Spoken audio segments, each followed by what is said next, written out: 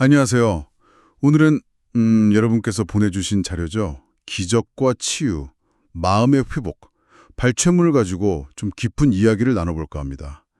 이게 마음의 힘, 치유, 또 우리가 세상을 어떻게 보는지에 대해서 상당히 좀 파격적인 관점들을 담고 있더라고요. 네, 맞아요. 저도 읽어보면서 되게 흥미로웠는데요. 핵심은 그거 같아요.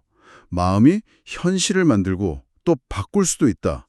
그리고 우리가 기적이라고 부르는 것들 있잖아요. 그것도 결국은 어떤 특정 마음 상태에서 비롯된다는 거죠. 네, 모든 변화의 시작은 생각 차원이다, 이런 이야기죠. 근데 또 재미있는 건 우리 안에 있는 두려움이 이 치유 과정을 방해할 수 있다. 이걸 넘어서야 한다.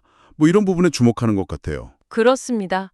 이 자료는 계속해서 강조하는 게 영은 이미 완전하고 몸은 마음이 쓰는 학습 도구일 뿐이라는 거예요. 스스로 창조하거나 오류를 일으킬 수는 없다고 보죠. 아, 몸 스스로는요? 네. 그래서 진짜 치유나 변화는 몸이 아니라 마음속의 그 잘못된 생각들, 이 자료에서는 잘못된 창조, miscreations라고 표현하는데 이걸 바로잡는 데서 출발한다고 보는 겁니다. 네, 그렇군요. 자, 그럼 이 흥미로운 내용 속으로 한번 들어가 보죠. 먼저 가장 그 기본 개념부터 짚어봐야 할 것 같아요. 오직 마음만이 창조할 수 있다. 몸은 도구일 뿐이다. 이 부분이요. 그렇죠. 몸 자체는 배우거나 창조하는 능력이 없다고 아주 단호하게 말하죠. 사실 이게 좀 받아들이기 어려울 수도 있을 것 같아요. 몸이 아프면 당연히 몸에 집중하게 되잖아요, 보통은. 맞아요. 근데 이 글은 바로 그게 오히려 배움을 방해하는 장애물이 될 수 있다고 경고해요. 몸을 스스로 움직이는 어떤 주체로 착각하게 되면 마음이 가진 그 본래의 힘을 잊어버리게 된다는 거죠. 아하. 그래서 마음이 만든 그 잘못된 창조물들, 부정적인 생각이나 믿음 같은 거요. 이걸 마음 스스로 포기하도록 이끄는 것. 이게 유일하게 의미 있는 창조 능력의 활용법이다. 이렇게 설명합니다. 마음이 창조자다. 그러면 왜 우리는 병이나 고통처럼 원치 않는 현실을 겪게 되는 걸까요? 여기서 이제 두려움 이야기가 나오는 것 같던데요. 네, 바로 그 지점입니다. 특히 해방에 대한 두려움? 이 표현이 좀 인상 깊었어요. 맞습니다. 이 자료에 따르면 우리가 그런 부정적인 경험을 하는 근본 원인이 바로 두려움에 뿌리를 둔 잘못된 생각, 즉 잘못된 창조 때문이라는 거예요. 치유되는 것, 자유로워지는 것 자체를 두려워한다는 거죠. 좀 이상하게 들릴 수도 있지만요. 왜죠? 왜 두려워하는 걸까요? 왜냐하면 그건 결국 내가 문제의 원인이었다는 사실, 다시 말해 치유가 필요하다는 사실 자체를 인정해야 한다는 걸 의미하니까요. 그래서 속죄, 그러니까 마음의 오류를 바로잡는 그 과정을 받아들이기를 거부하는 것, 이게 모든 올바르지 않은 마음 상태의 근본 원인이라고 연결짓습니다. 아, 그 거부감 자체가 문제군요. 네. 심지어 두려움이 가득한 상태에서는 마음을 사용해서 치유하려고 시도하는 것 자체가 오히려 해로울 수 있다. 이렇게까지 경고하기도 해요. 와, 그렇군요. 그럼 기적이라는 건 이 두 점을 넘어설 때 나타나는 현상, 이렇게 볼 수 있겠네요? 정확합니다.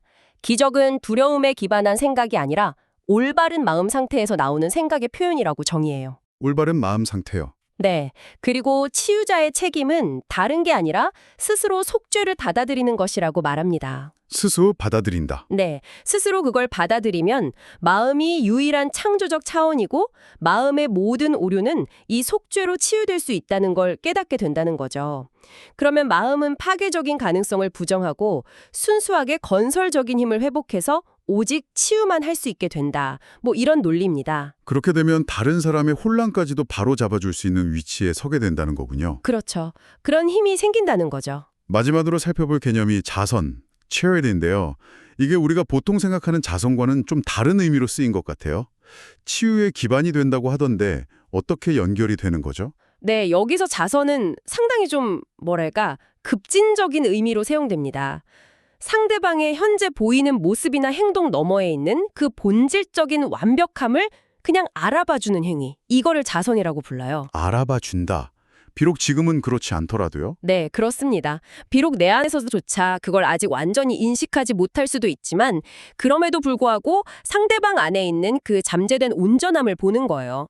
마치 당신은 도움이 필요해 보이지만 동시에 당신 안에는 도움을 받아 온전해질 수 있는 힘이 있다라고 인식하는 태도랄까요? 아, 그런 깊은 의미가 있었군요. 네. 기적은 바로 이런 자선이 구체적으로 표현된 것이고 이걸 통해서 관련된 모든 사람들의 고통의 시간이 단축된다고 설명합니다. 단순히 미래만 바꾸는 게 아니라 과거의 영향력까지도요? 그렇다고 이야기하죠. 시간을 초월하는 개념으로 보는 것 같아요. 와, 오늘 살펴본 내용은 정말 마음이 현실인식과 치유에 얼마나 중심적인 역할을 하는지 다시금 생각하게 만드네요. 두려움을 제대로 보고 올바른 마음 상태와 속죄를 통해서 마음의 창조력을 회복하는 것. 네. 그리고 타인의 완벽함을 보는 그 자선을 통해 치유가 이뤄진다는 아이디어도 상당히 인상 깊습니다. 네. 문제 해결의 시작점이 외부 상황이나 몸 상태가 아니라 우리 자신의 생각을 교정하는 데 있다는 그 관점의 전환이 핵심이죠. 이 모든 개념들이 시간이라는 제약 안에서 작동하지만 고통을 줄여나가는 아주 중요한 과정임을 시사하는 것 같습니다. 자, 오늘 이야기를 마무리하면서 여러분께 질문 하나 드리고 싶습니다. 만약에 마음이 정말 유일한 창조자이고 몸은 단지 그것을 따르는 학습 도구일 뿐이라면 여러분이 지금 마주하고 있는 어떤 어려움이나 혹은 치유 과정에 대해서 어떻게 좀 다르게 접근해 볼 수 있을까요? 이 질문을 잠시 한번 조용히 생각해 보시면 어떨까 싶습니다.